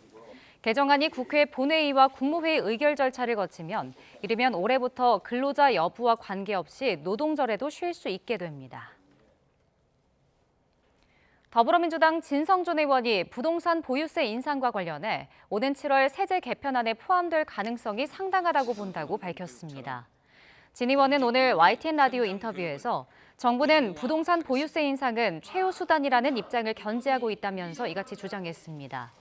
이어 이재명 대통령은 정부 정책을 믿는 분들이 오히려 손해를 보는 일이 있어서는 안 되겠다는 의지를 강하게 피력했다고 강조했습니다. 김부겸 전 국무총리가 대구시장 선거 도전을 공식화하면서 보수의 심장, 대구가 다가오는 지방선거 최대 격전지로 부상했습니다. 또 다른 승부처 서울시장 선거를 두곤 여야 간 상호 비방전이 격화했습니다. 김철희 기자가 보도합니다. 대구가 선택했던 유일한 민주당 국회의원 김부겸 전 총리가 대구시장에 출사표를 던졌습니다. 대구 다시 한번 해봅시다. 마지막 소명으로 지역주의 극복을 꼽은 김 전 총리는 악화일로인 대구 상황은 결국 일당 독식 때문이라며 국민의힘 심판론을 부각했습니다. 대구가 앞장서서 국민의힘을 버려야 합니다. 그래야 대한민국 정치의 진짜 보수가 살아납니다. 대구 228 공원에선 AI 기반 국가전략산업 유치 등 두둑한 선물을 약속했고 파격적으로 휴대전화 번호까지 공개했습니다. 저 김부겸이가 예뻐서 해달라는 거 아닙니다. 이번에는 필요하잖아요. 써먹을 수 있잖아요. TK까지 위태롭다는 우려가 나오지만 국민의힘은 집안 단속도 어렵습니다. 컷오프의 반발에 가처분을 낸 주호영 의원은 무소속 출마 카드로 압박 수위를 높이고 있고 그런 모든 경우를 다 대비하고 있죠. 그래서 제발 법원이 결정하면 따라야지 잔꾀를 부리지 마라. 이진숙 전 방통위원장도 독자 행보에 한창입니다. 그나마 경선 자격을 얻은 6명은 첫 토론회에서 내가 적임자라고 강조했습니다. 중앙정부의 곳간을 열고 대구의 몫을 독하게 챙겨올 사람. 대구시장의 이름값이 대구 경제를 살린 적이 있습니까? 대구의 경제를 반드시 살려서 대구의 자존심을 세우겠습니다. 대구의 경제 심장을 다시 힘차게 뛰게 하겠습니다. 핵심 승부처 서울시장 선거전에선 여야 모두 유력 후보 견제에 주력했습니다. 노량진 수산시장을 방문한 민주당은 오세훈 시장 실책을 정조준했습니다. 지난 주말 한강에서 유람선이 멈춰 364명이 구조되는 아찔한 사고가 있었습니다. 쓸데없는 성과 내기식, 보여주기식 행정은 끝나야 합니다. 이에 국민의힘은 정원호 전 성동구청장 관련 논란으로 맞불을 놨습니다. 성폭력 범죄 혐의자를 성동구 산하의 성동문화원장에 재임용했다는 사실이 드러났습니다. 서울시장 후보 자리 당장 내려놓고 역대급 승리 전망 속에 민주당은 겸손하고 낮은 자세를 강조하며 부자 몸조심에 나섰습니다. 반면 국민의힘은 전재수원을 겨냥한 밭두렁 TF 활동을 예고하는 등 공세로 반전을 꾀하겠다는 구상입니다. YTN 김철입니다. 조은석 특별검사팀이 윤석열 전 대통령 등의 내란 혐의 2심 재판부에 제출한 항소 이유서를 통해서 1심 법원이 노상원 수첩의 작성 시기 등이 객관적으로 입증되는데도 증거로 인정하지 않았다고 주장했습니다.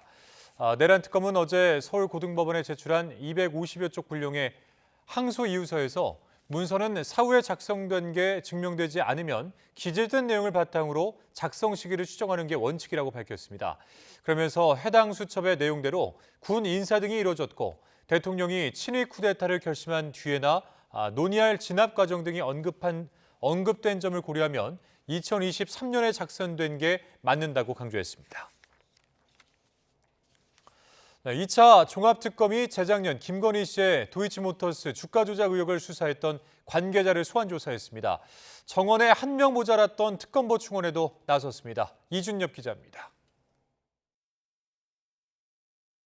종합특검이 2024년 당시 도이치모터스 주가 조작 수사팀 관계자를 지난주 참고인 신분으로 소환했습니다. 관계자들을 앞으로도 계속해서 부르겠다는 방침인데 압수수색을 통해 확보한 자료 분석에도 나섰습니다. 도이치모터스 수사무마 관련하여 지난주 대검찰청 등을 압수수색하였고 현재 압수물 분석 중에 있습니다. 앞서 2024년 5월 이창수 서울중앙지검장이 부임한 뒤 검찰은 김건희 씨를 방문 조사했습니다. 그런데 이원석 당시 검찰총장이 보고에서 빠져 논란이 일었고 10월에는 김 씨를 증거 불충분으로 불기소 처분하며 조사가 불충분했다는 의혹도 일었습니다. 특검은 이때 불기소 처분을 종용하거나 지시한 성명불상자가 있는지 들여다보고 있습니다. 특검은 노상원 전 정보사령관이 꾸린 합수부 수사 2단에 대해서는 범죄단체 조직죄를 적용하기로 했습니다. 내란 의혹과 관련해 지난주 23명의 참고인을 소환한 특검은 이번 주엔 계엄 생방송 준비 의혹과 관련한 KTV 관계자나 언론사 단전단수 준비와 관련한 소방 관계자 조사도 진행합니다. 수사 확대에 맞춰 특검보 충원에도 나섰는데 현재 정원에 모자란 한 명을 채우기 위해 후보자 2명을 추려 이재명 대통령에게 추천했습니다. YTN 이준엽입니다. 서울 한양여자대학교에서 방화로 추정되는 화재가 잇따라 경찰이 20대 여성을 긴급 체포했습니다. 정비소와 음식점 등 서울 곳곳에서 화재가 잇따랐습니다. 사건 사고 소식 표정우 기자입니다. 연기가 가득 찬 복도에 소방대원들이 분주히 움직입니다. 오전 9시 20분쯤 서울 한양여자대학교 본관 지하 1층 여자 화장실에서 불이 났습니다. 이 불로 학생과 교직원 등 100여 명이 대피했습니다. 그런데 불이 꺼지고 2시간이 지나고 교수회관 건물에서 다시 화재가 발생했습니다. 교직원이 자체적으로 불을 꺼 인명피해는 없었지만 경찰은 건물 안에 방화범이 있다는 목격자 신고를 접수해 용의자를 추적했습니다. 그리고 낮 1시쯤 학교 건물 안에서 20대 여성 A씨를 방화 혐의로 긴급 체포했습니다. 경찰은 A씨를 피의자로 입건하고 정확한 사건 경위를 조사할 방침입니다. 아침 8시 10분쯤엔 서울 방이동에 있는 2층짜리 자동차 정비소에서 불이 났습니다. 이 화재로 근무하던 직원 3명이 대피해 다친 사람은 없었습니다. 서울 역삼동에선 오전 11시 50분쯤 3층짜리 건물 1층 음식점에서 불이 났습니다.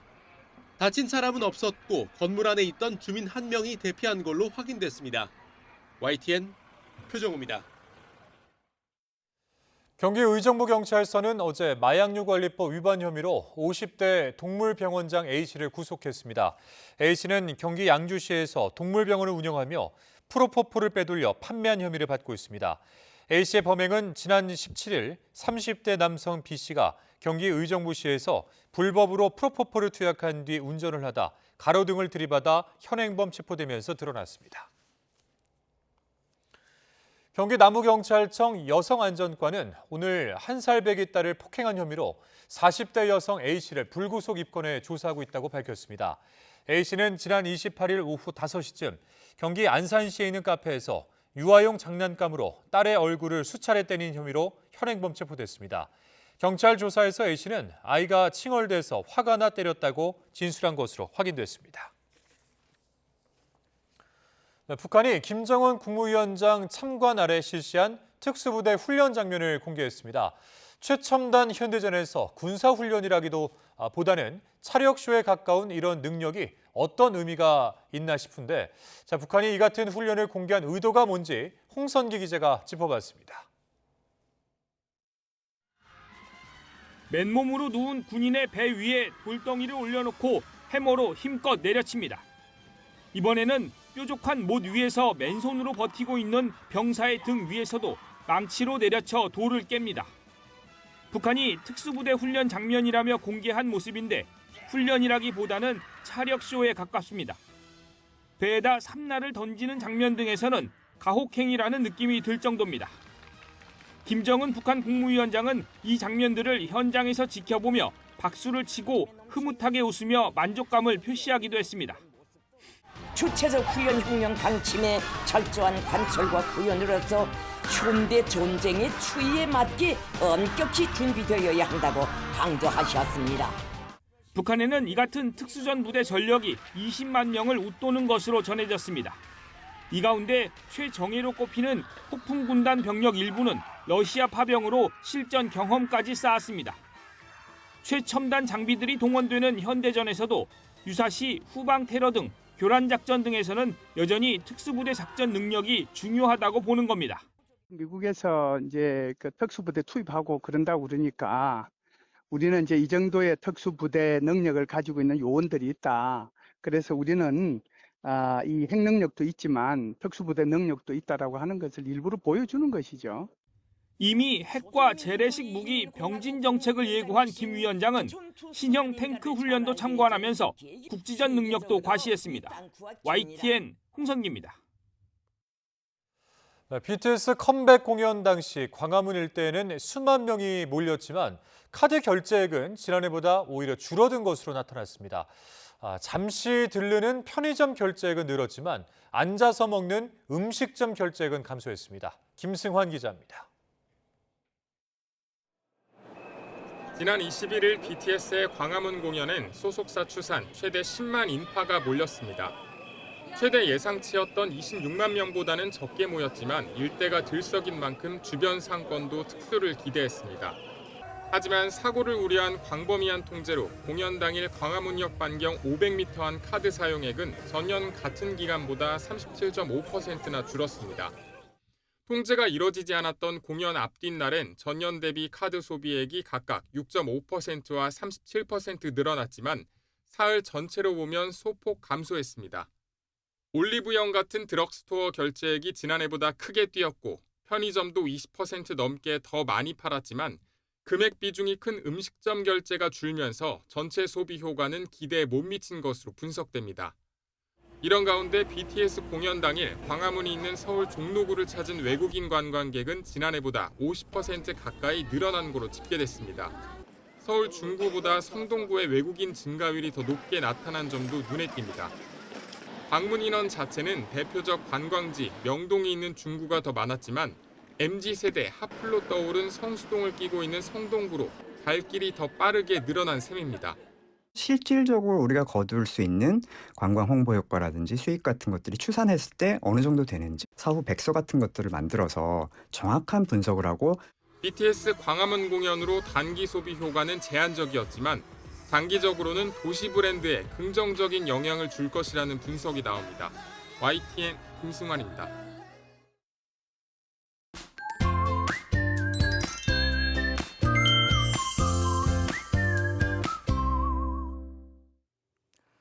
오늘도 날은 따뜻했습니다. 서울에서는 사흘 연속 올봄 최고 기온을 경신하기도 했는데요.